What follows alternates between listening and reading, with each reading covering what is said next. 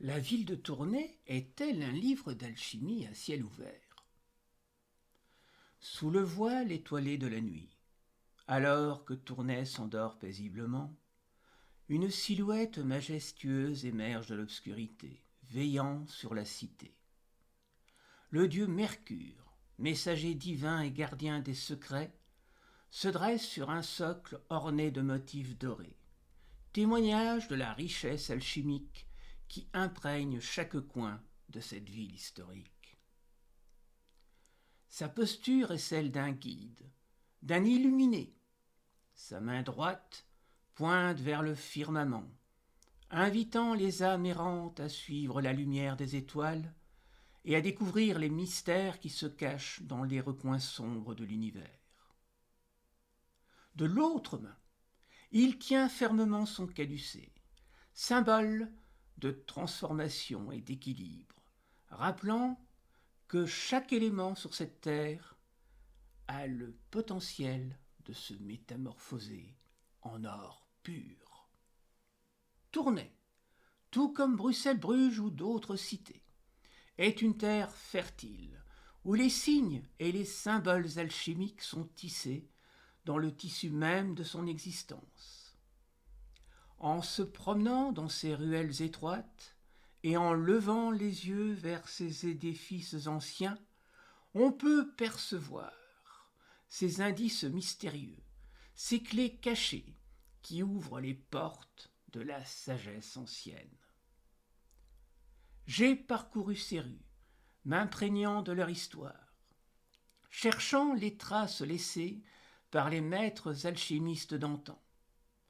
Chaque pierre, chaque nom de rue murmure une histoire, une quête de transformation et de réalisation.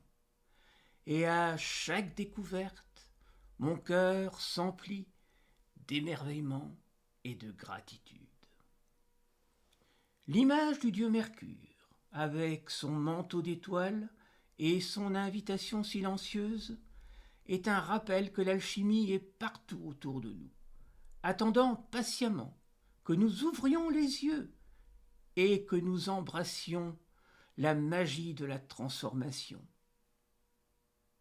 J'espère, un jour, rassembler toutes ces pépites de sagesse dans un récit plus structuré.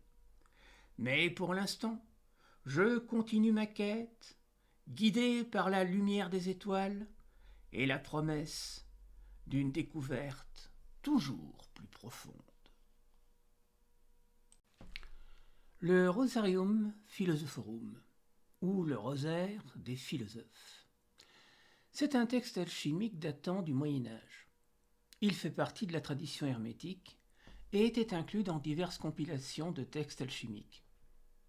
Le texte est souvent associé à une série d'illustrations symboliques qui décrivent le processus du grand œuvre, l'objectif ultime de l'alchimiste, qui consiste en la transformation des métaux vils en or et la création de la pierre philosophale.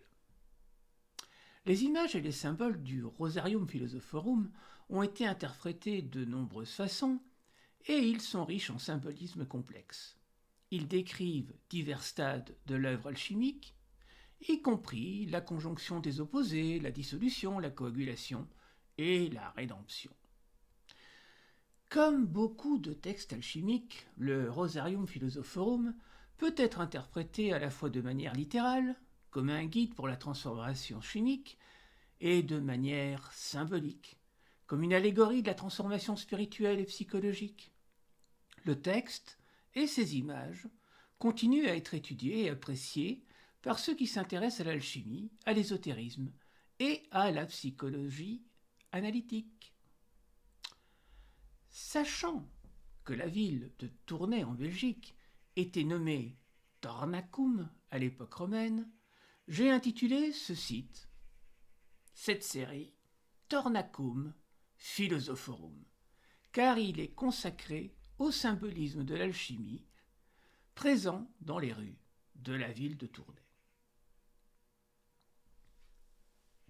Ce mois de juillet 2023, j'ai découvert avec surprise que Skyblock allait fermer et qu'il fallait sauver le contenu d'un de mes blogs. Il s'agissait de Tournai, un livre d'alchimie à ciel ouvert. Il faut avouer que je débloque beaucoup mes idées.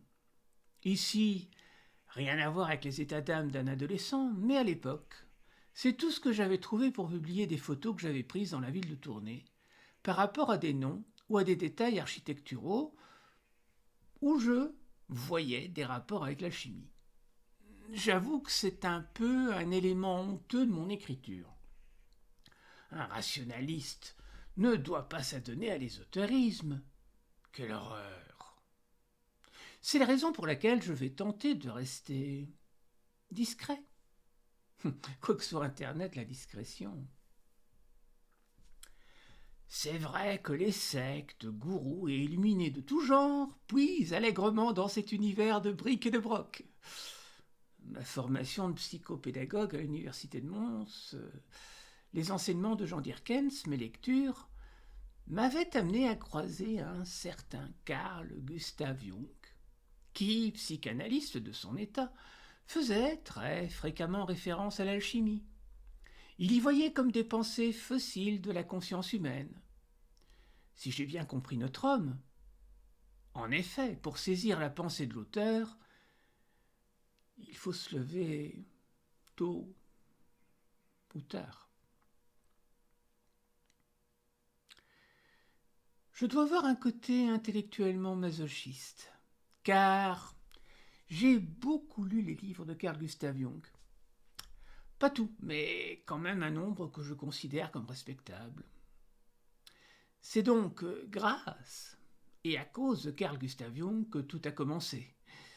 Mais il manque des pièces. Et je dois vous les présenter. Nous voyons ici la fontaine dans le parc Bersoniat, près de la gare. Vous êtes sorti de la gare, vous êtes parti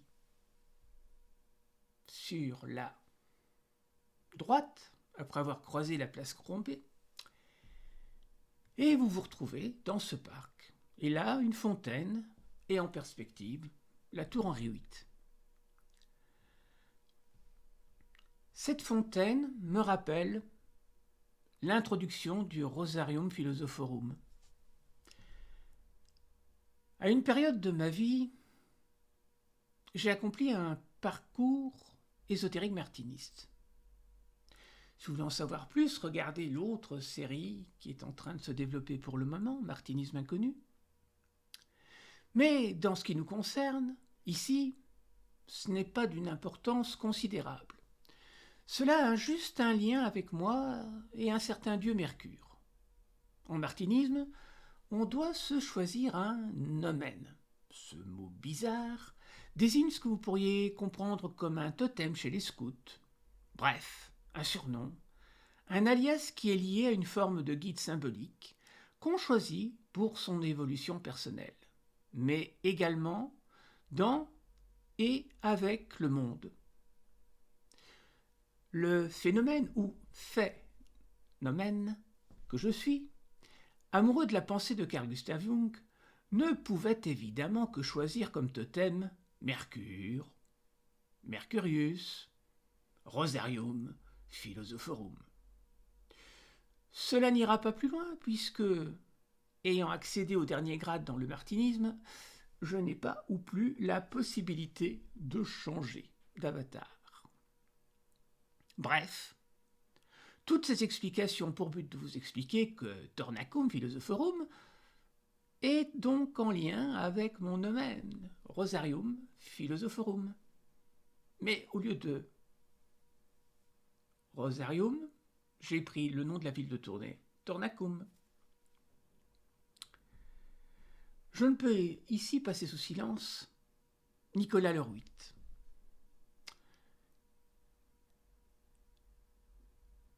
À l'époque, mon ex-épouse et moi, en quête de spiritualité, nous nous étions tournés vers différentes approches, dont le martinisme. Et c'est ainsi que je rencontrai le grand maître de l'ordre pour la Belgique à l'époque. En dehors du martinisme et de la Kabbale, il se passionnait aussi pour l'alchimie. Sa spécialité était de faire visiter Bruxelles et de faire découvrir le symbolisme alchimique qu'il y avait dans l'architecture. Je vous rappelle Saint-Ivre d'Alvèdre. Et j'ai accompli plusieurs fois la visite avec lui. Le seul problème, c'est que tout ne reste pas en mémoire. Comme souvent pour les enseignements de ce type. J'aurais dû noter, comme me l'avait fait remarquer fort justement mon parrain en maçonnerie et en martinisme, mais néanmoins, il m'est quand même resté quelques souvenirs plus ou moins précis. Ce sont ces souvenirs et ces regrets de ne pas avoir noté, comme le dirait Jean, feinte pour les Tournaisiens, qui allaient provoquer une rencontre aussi inattendue que ce qui anime Tournai en fin août. Il manque au tableau Azou, un alchimiste à quatre pattes, fox terrier de son état, qui m'amenait à parcourir un nombre incalculable de rues de Tournai. Monsieur avait un grand besoin de mouvement, et donc m'en fit faire par la même occasion.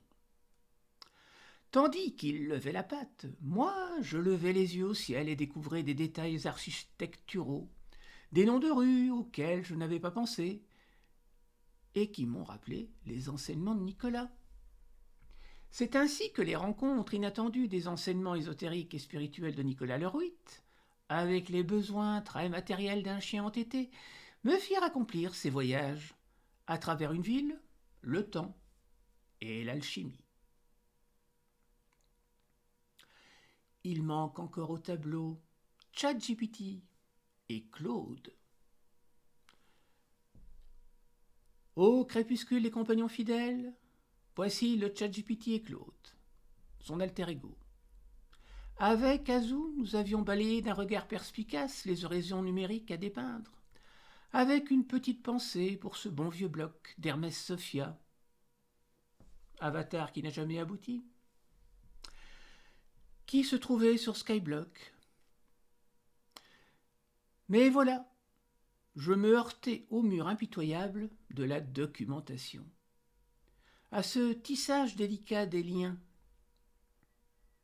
Puis l'intelligence artificielle fit irruption, comme un mage moderne dissolvant les obstacles.